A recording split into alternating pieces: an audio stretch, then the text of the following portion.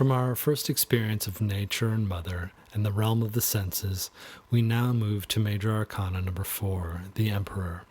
He represents the experience of father and society, society being a set of abstract laws and authority that we place on top of, or in some undesirable cases as supersedent to the physical laws of nature.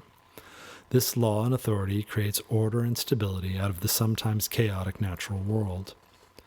One way to see it is that society is married to nature. It's not separate from nature. In the best cases, they coexist in harmony, and this harmony, this stability and wisdom, enables a society to function and people to flourish.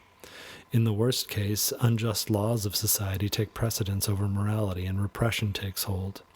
But again, in the best case, the emperor and society provide for our physical needs. They provide order, provide a place, and provide a system in which we can grow and create culture. Let's look at the symbolism within the card. Notice that the emperor is wearing a suit of armor, which represents protection, but is also cold, hard, and rigid. The mountains behind him are solid and imposing. They represent wisdom, but here nothing grows. The bareness indicates a sense of sterility that comes with a life of rules. The river running through the background of the card is a thin trickle, the idea being that we may find some emotion in the laws of society, but not much. It's nothing like the free-flowing river of life we see in the Empress. This is, after all, a card of order, not emotion.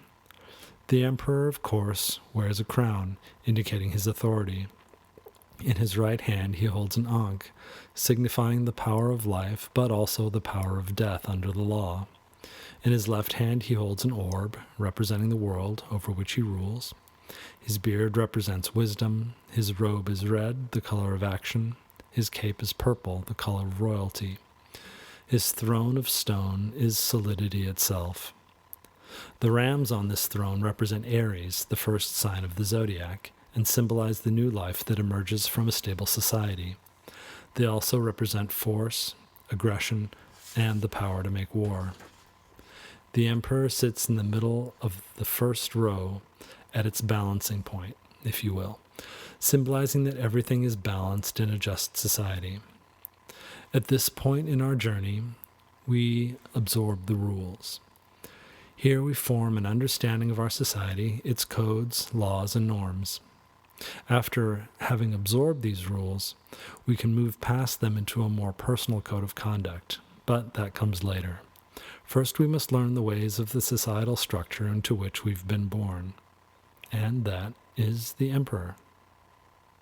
As always, I wish you well on your journey, and thank you for joining me on this tarot journey of enlightenment. I wish you well, and I'll see you in the next video.